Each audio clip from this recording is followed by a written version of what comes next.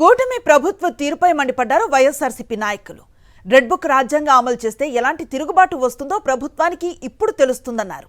కొందరు పోలీసులు ప్రభుత్వానికి వంత పాడుతున్నారని, అలాంటి వారికి తగిన బుద్ధి చెప్తామన్నారు.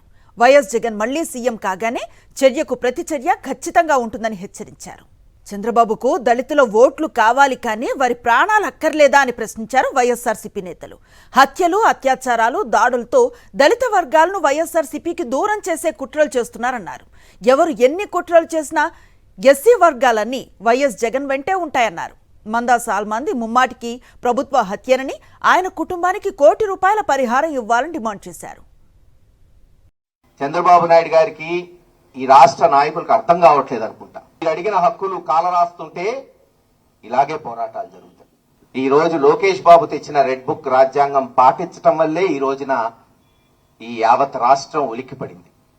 ప్రజాస్వామ్యంలో ఒక సామాన్యుడికి అన్యాయం జరిగితే ఎటువంటి ఘటనలు వస్తాయో, ఎటువంటి తిరుగుబాటు వస్తుందో ఈరోజు సాలమన్ గారి దాంట్లో మనం చూసాం. మా ఓడు కోమాలోకి వెళ్ళిపోయాడు, చనిపోతాడేమో అని భయపడితే సిఏ అంట ఎరా వైఎస్ఆర్ నా కొడకల్లారా గ్రామంలోకి అసలు ఎందుకు వచ్చా అంట. అది ఖండకావరం. ఒక మనిషి చావు బతుకుల మధ్య ఉంటే నువ్వు మాట్లాడే భాష ఇది. వస్తాయి, రోజులు వస్తాయి. జగన్మోహన్ రెడ్డి గారు ముఖ్యమంత్రి అయిన తర్వాత చెప్తాం, వీటన్నిటికీ సమాధానం వస్తుంది. ప్రజాక్షేత్రంలో తేల్చుకొని ఇటువంటి అధికారుల అహంకారాన్ని ఎలా తగ్గించాలో కూడా తెలిసిన నాయకులు తెలియకేం కాదు. ఈ ప్రజాస్వామ్యంలో బాబాసాహెబ్ అంబేద్కర్ రచించిన రాజ్యాంగంలో పల్నాడు జిల్లాలో అసలు రాజ్యాంగం అనేది ఉందా? పోలీసు వ్యవస్థగా పనిచేస్తుందా? తెలుగుదేశం పార్టీ గూండాలకు, హత్యలు చేసే వాళ్లకు చెంచాగిరి చేస్తుందా అని అడుగుతున్నాం. ఏం అధికారం అంటే ఎల్లకాలం ఉంటుందా అని అడుగుతున్నాం. మేము చూడని రాజకీయాలా? మాకు తెలియని అధికారాలా?